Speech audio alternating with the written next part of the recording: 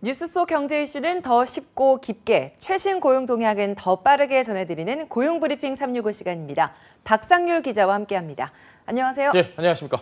오늘 어떤 이슈 가져오셨나요? 직장인들이라면 한 번쯤 꿈꿔봤을 이 엔잡러, 오늘 이 얘기를 들고 왔습니다. 직장인 10명 가운데 3명이 엔잡러라는 설문조사가 있을 정도입니다. 코로나19로 일자리가 불안해진 요즘 두 가지 일을 하는 투잡을 넘어서 서너 개의 직업을 갖는 사람들이 늘고 있습니다. 비대면 소비로 배달 아르바이트 자리가 많아진 영향도 있는데 그럼에도 여전히 나도 한번 해볼까라는 생각만 가질 뿐 선뜻 이걸 행동으로 나서지는 못하는 직장인분들이 대부분일 겁니다. 겸업 금지를 위반해서 직장에서 불이익을 혹시 내가 당하는 건 아닐까라고 걱정하는 분들이 굉장히 많을 텐데요. 이런 분들은 오늘 이슈픽을 한번 열심히 보시길 바랍니다. 아니, 박상률 기자도 엔잡러 중에 한 명이잖아요. 유튜브 활동도 굉장히 활발하게 하고 있는 걸로 알고 있는데 큰 잎사귀로 활동하고 계시잖아요. 오징어 게임 옷 입고 몇 번 게임 설쳤습니다, 제가. 아니, 요즘에 이 박상률 기자 말고도 이렇게 엔잡러를 꿈꾸는 분들이 많은가 봐요. 굉장히 많습니다. 취업 사이트에서 남녀 직장인 1,600명을 대상으로 설문조사를 해봤는데요. 10명 가운데 3명이 지금 부업이나 겸업을 하고 있다라고 답을 했습니다. 30대 직장인이, 저 같은 30대 직장인이 34.6%로 가장 높았고 40대, 그 다음이 20대 이런 순으로 나타났습니다. 부업 업종은 성별에 따라서 다소 차이가 있습니다. 남성은 택배, 배달 등 배송 부업을 가장 많이 하고 있고요. 여성 같은 경우는 블로그나 SNS 운영과 판매 이런 게 32%를 기록을 했습니다. 직장인들은 뭐 본업도 열심히 하고 부업도 열심히 하고 이런 상황인 건데 사실 일을 두 가지를 하면 굉장히 피곤할 법도 하잖아요. 맞습니다. 근데 이렇게까지 부업을 하려고 하는 이유가 있을 것 같아요. 추가 수입을 얻기 위해서라는 응답이 거의 58% 정도로 압도적으로 높았습니다. 실제로 부업만으로 버는 수익이 월 평균 52만 4천 원으로 집계가 됐고요. 부업을 하는 시간대는 퇴근 이후에 저녁 시간이라고 답을 한 분들이 가장 많았습니다. 최근에는 이걸 단순하게 돈벌이만으로 생각하지 않고 자신의 관심과 재능을 펼칠 수 있는 기회를 찾아서 부업을 하는 그런 분들도 많아지고 있습니다. 이런 추세가 계속된다고 하면 앞으로도 직업을 뭐 한 개 이상 갖는 엔잡러 시대가 굉장히 대중화될 것 같아요. 네, 그렇습니다. 지난해 통계청 발표를 한번 살펴보겠습니다. 직업을 2개 이상 갖길 원하는 사람, 지난해 처음 100만 명을 넘었습니다. 파트타임과 유튜버, 또 배달, 강사 이런 분들에 대한 선호가 높습니다. 그런데 직장인들이 부업을 알아보면서 가장 궁금해하는 게 바로 나 지금 회사를 다니고 있는데 이 회사에서 월급 받고 있는데 내가 따로 뭔가 부업을 해도 괜찮을까? 맞아요. 라는 그 부분입니다. 맞아요. 실제로 뭐 대부분의 기업에서 취업 규칙에서 겸업 이거 하지 마라 이런 금지 조항 넣고 있는 걸로 알고 있거든요. 맞습니다.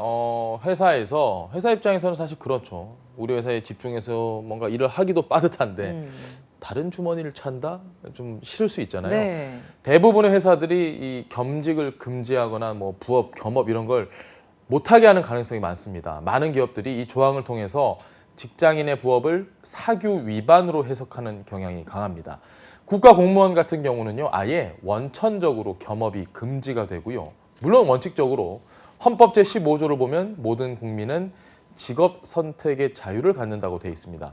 이게 무슨 말이냐면 원칙적으로는 일반 직장인이 겸직을 하더라도 법적으로 문제가 되진 않는다라는 이야기이긴 한데 회사 사규에 따라서는 충분히 제약을 받는 경우가 생길 수 있다는 말입니다. 그러면은 그 회사에서 겸직에 대해서 특별하게 어떤 조항이 없을 때만 가능한 건가요? 겸직에 대한 별다른 조항이 없다고 한다면 겸직 금지 조항이 있더라도 혹은 그런 조항이 없다 이러면 회사로부터 사전 승인을 받아서 업무 시간 외의 시간인 퇴근 후 아니면 뭐 주말 같을 때 충분히 활용을 해서 부업을 할 수 있습니다. 다만 주의할 점이 있습니다. 겸직으로 인해서 내가 9시까지 나와야 되는데 한 9시 20분까지 나오는 경우가 많아진다거나 저 오늘은 좀 일찍 들어가 보겠습니다 하는 조퇴가 많아진다 이러면 충분히 회사에서는 징계를 내릴 수 있는 사유가 되고요. 업무 시간에 지금 업무 봐야 되는데 막 겸업해야 되고 겸업한다고 그 관련된 서류 막 작성하고 혹은 회사 기밀까지 누설이 됐다 이러면 회사의 명예를 심각하게 훼손을 할 수도 있기 때문에 이런 경우 역시 문제가 될 수 있다는 건 꼭 명심하시기 바랍니다. 그러니까 겸업을 하는 것 자체는 불법이 되진 않는 거고 예. 허용이 되는 거네요. 다만 이 회사에 그걸 이야기를 해야 된다는 건데 사실 직장인 입장에서는 저 다른 일 이거 합니다라고 공개하기가 참 쉽지는 않을 것 같아요. 대다수 직장인들 같은 경우는 회사 업무에 지장이 가지 않도록 한다고 해도 물어보기조차 부담스러운 이런 상황인데 과연 겸업한다는 이야기를 할 수 있을까? 그러니까 자연스럽게 아주 조용히 혼자서 부업을 하는 경우가 많습니다. 그러나 스마트폰 앱을 매개로 플랫폼 종사자인 뭐 퀵서비스 기사나 또 배달 부업을 한다고 할 때는 이게 고용보험 적용을 받을 수 있게 되거든요. 고용보험 적용을 받는다 회사에 통보될 가능성이 높죠. 충분히 있다는 겁니다. 네. 고용보험 같은 경우는 중복 가입이 안 되기 때문이죠. 다만 이 플랫폼 종사자의 고용보험 적용 기준이 월 보수 80만 원 이상이기 때문에 만약에 내가 79만 9천 원까지만 딱 벌었다라고 한다면 회사에 통보되지는 않으니까 79만 9천 원 잘 기억하시기 바랍니다.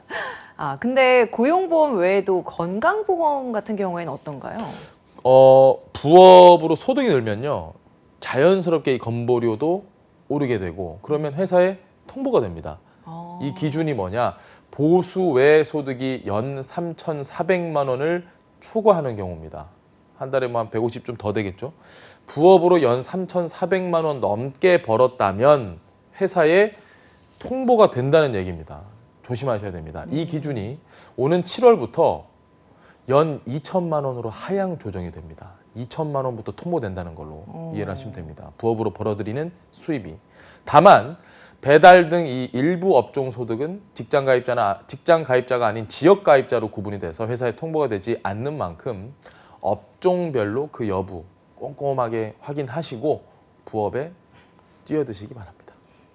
좋습니다. 한컷 이슈 오늘 어떤 소식 준비하셨나요? 자, 오랜만에 뉴워드 준비했습니다. 뉴워드. 뉴워드. 갓 생살기.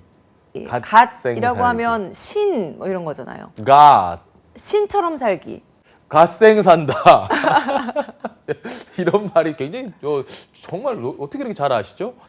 이런 갓생 산다 이런 말 주위에서 들어보시거나 아니면 SNS 보시면 뭐 그런 글자 많이 보실 텐데요. 이런 다짐하는 분들 많습니다. 신과 인생을 조합한 신조어입니다. God.